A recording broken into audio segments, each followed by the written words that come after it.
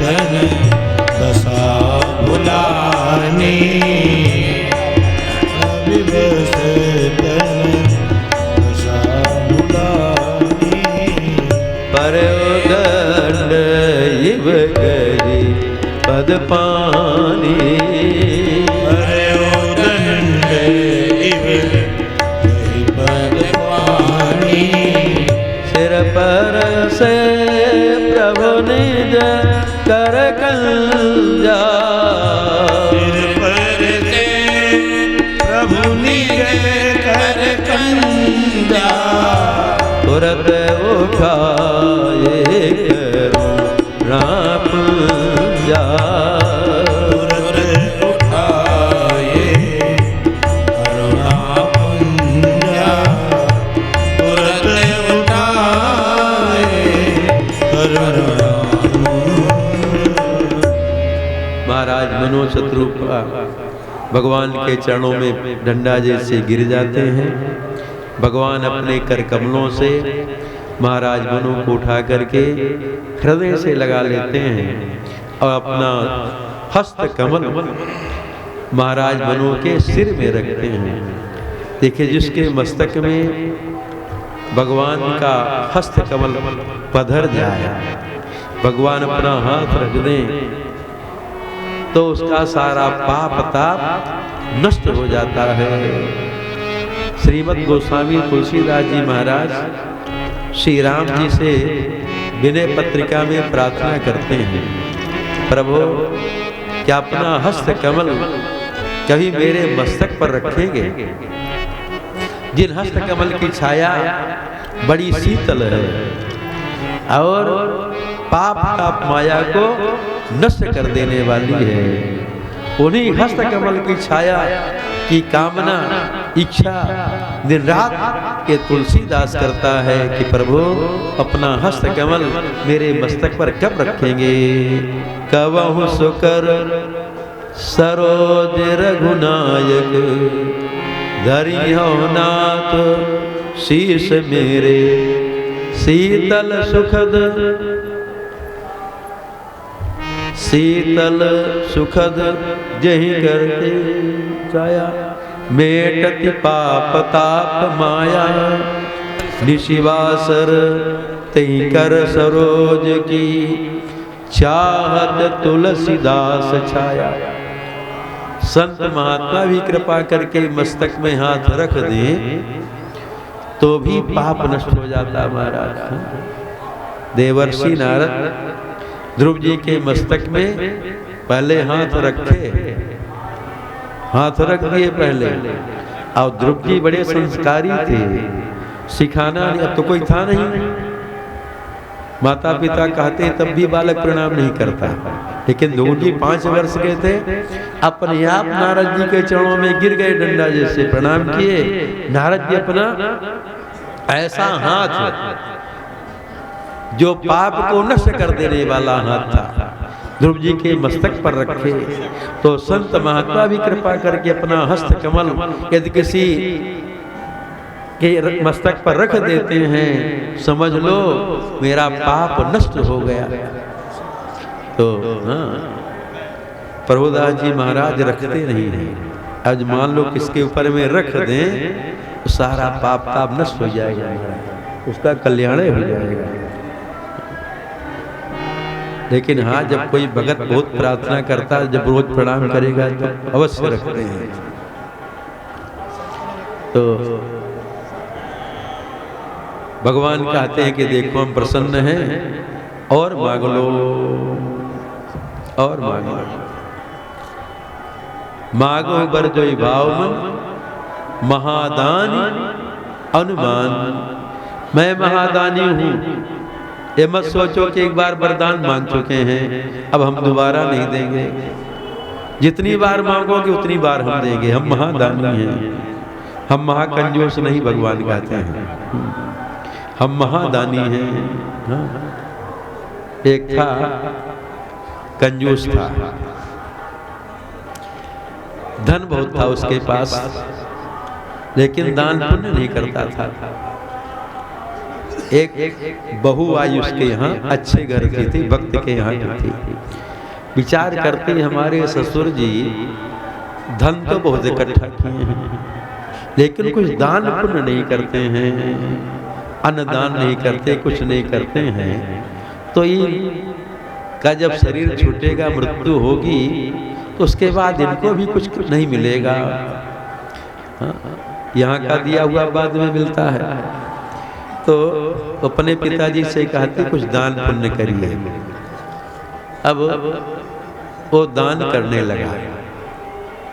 उसकी दुकान थी अनाज वाली मंडी में, मान लीजिए। तो जो अनाज दाना गिर जाए नीचे, सड़ा गला जो रहे, उसी को दान करने लगा। एक दिन उसकी बहू आई, अब आकर के कहता था कि हम बहुत दान करने लगे, अन्न दान करने लगे। तो बहू जब आई देखी तो जो सड़ा गला अनाज था ना, जिसको कोई खा न सके महाराज, वह दान करता था। तो बहू बड़ी चतुर थी, अनाज ले आई और उसको पीस करके और उसकी रोटी बनाई, और भी रसोई बनाई थी, लेकिन उसी की रोटी बनाई और परोस के रखी। वो सोचा कि आज कुछ नया व्यंजन दिख रहा है, आज एक अलग तरह का नया व्यंजन दिख रहा है। तो पहले ही अपना तोड़ करके मुख में रखा, तो उसका मुख एकदम खराब हो गया, थूक दिया, उगल दिया। कहता है क्या बनाई हो? हम तो सोचे बड़ा अच्छा स्वादिष्ट सी व्यंजन होगा, लेकिन पता नहीं ये क्या बने, तो बड़ा खराब लगा खाने में। वो कहती पिताजी आप बहुत चर्चा करते कि हम दान कर रहे, अन्न दान कर रहे हैं, तो आप यही तो दान करते हैं, और जो दान दिया जाता है वही बाद में मिलता है। तो हम सोचे कि बना करके थोड़ा थोड़ा देते रहें, अभी से खाने का अभ्यास रहेगा तो बाद में भी खा लेंगे, और नहीं जैसे आज अचानक खाना पड़ा तो आप उसको उगल दिए, तो अभ्यास रहेगा तो खा लेंगे। तब उसकी आंख खुली महाराज, तब अच्छा दान करने लगा। से महाकंजूस नहीं होना चाहिए, महादानी, दान में कंजूसी नहीं करना चाहिए, जी भी नहीं को चोटे। भगवान कहते हैं हम महादानी हैं, जो चाहो मांग लो। महाराज मनु कहते कि आप महादानी, तो हम भी महायाचक हैं। जैसे कोई दरिद्र कलवृक्ष के नीचे चला जाए और कलवृक्ष के महिमा को नहीं जानता, कलवृक्ष से जो मांगेगे वो सब कुछ दे देगा, लेकिन वो दरिद्र कलवृक्ष की महिमा को जानता नहीं, और 10-5 रुपया बहुत मानेगा, तो उतने तो मांगेगा, ज्यादा नहीं मांग पाएगा। जथा दरिद्र विबुध तरु जाई,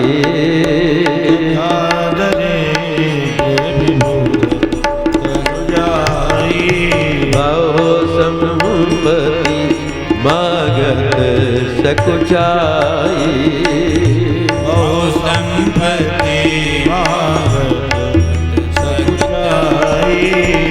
तास प्रभाव जान नहीं सोई, तास प्रभाव जान नहीं सोई, तथा हृदय मम संशय होई, तथा हृदय मम संशय होई, सो तुम जानहु अंतर जामी, सो तुम जानहु अंतर जामी, प्रभु मोर मनोरथ स्वामी, प्रभु मोर मनोरथ स्वामी, प्रभु मोर मनोरथ स्वामी। महाराज मनु कहते आप तो अंतर्जामी हैं, आप हमारे मन की इच्छा को पूर्ण करें। लेकिन भगवान कहवा लेते हैं तब वो देते हैं। क्या चाहता मुख से तो कह दे। भगवान कहते देखिए मनु महाराज, आप संकोच को छोड़ करके मुझसे मांग ले, मेरे कुछ अदे नहीं है। आप जो याचना करेंगे मैं सब कुछ दे दूंगा। मोरे नहीं अदे कछु तो ही, लेकिन जो कभी मांगा नहीं है अपने मन की बात ठीक से कह नहीं पाएगा, और जिसका अभ्यास है वो बढ़िया से मांग लेगा। अब महाराज मनु कभी मांगे नहीं, कहना तो यही चाहते थे, प्रभु अब मेरे पुत्र बन जाएं, मेरा पुत्र बन करके आ जाए। लेकिन संकोच में का देते, चाहो तुम ही समान सुत, प्रभु सन कवन दुराव, दान शिरोमणि कृपा निधि, नाथ कहो सती भाव, चाहो तुम ही समान सुत, प्रभु सन कवन दुराव। महाराज मनु कहते हैं कि मैं आपके समान पुत्र चाहता हूँ।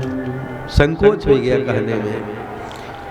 भगवान कहते हैं कि देखिए मनु, आप तो ऐसी वरयाचना कर लिए कि हमको पूरा करना मुश्किल पड़ेगा। हमारे सामने हमारे समान कोई त्रिभुवन में है ही नहीं है। भगवान के समान कोई नहीं। जैसे आकाश के समान आकाश ही है, समुद्र के समान समुद्र ही है, उसी प्रकार से भगवान के समान भगवान ही है। निरुपम न उपमा राम, राम निगम करे, निरुपम न उपमा राम निगम करे, कोटि सतखत जोत समरग का अति लघुता है, अति लघुता है, अति लघुता है। तो भगवान के समान भगवान ही है। नतस्य प्रतिमास्ति, भगवान के समान तो कोई ज्यादा तो कोई है ही नहीं है। भगवान के समान कोई नहीं है।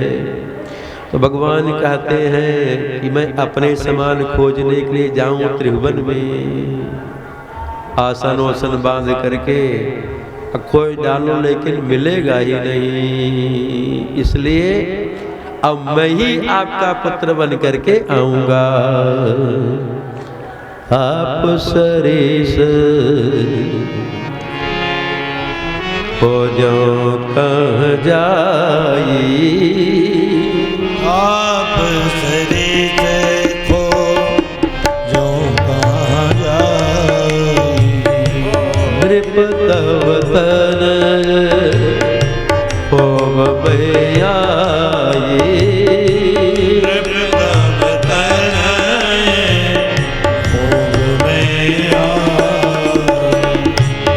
नृप तव तन होम में आई, नृप तव तन होम में आई। भगवान कहते मैं ही आपका पुत्र बन करके आऊंगा। भगवान देखे शत्रुपा जी हाथ जोड़ करके खड़ी थी। भगवान कहते देवी आपके जो मन में हो मांग लीजिए। देवी मांग पर जोर चितोरे। शत्रुपा जी कहती हैं कि राजा चतुर हैं, जो वरदान मांगे हमको बहुत अच्छा लगा। शत्रुपा जी कहती हैं कि राजा चतुर जो बरनाथ चतुर नृप मांगा, सोई कृपाल मुहि अति प्रिय लागा। राजा चतुर क्यों? देखिए, एक जिज्ञासा हो सकती है कि महाराज मनु जब चले अपने महल से तपस्या करने के लिए तो क्यों चले? गयो जन्म हरि भगत बिनु, मेरा सारा जीवन भगवान की भक्ति के बिना बीत गया। तो जब भगवान उनके सामने प्रकट हुए तो उनसे भक्ति मांगना चाहिए, जिसके लिए आए थे। तो भक्ति का वरदान नहीं मांगे, कहते आप मेरा पुत्र बन करके आ जाइए। जबकि उनके यहाँ पुत्रों की कमी नहीं है, संतान की कमी नहीं महाराज मनु के यहाँ। गोस्वामी जी पहले ही कह देते हैं, जिनते भई नर सृष्टि अनुपा, उनके द्वारा नर सृष्टि हुई और सारा संसार भरा मनुष्यों से। तो पुत्रों की कमी तो है नहीं, फिर महाराज मनु क्यों कहते हैं कि आप मेरा पुत्र बन करके आ जाएं? राजा चतुर हैं। महाराज मनु विचार करते हैं कि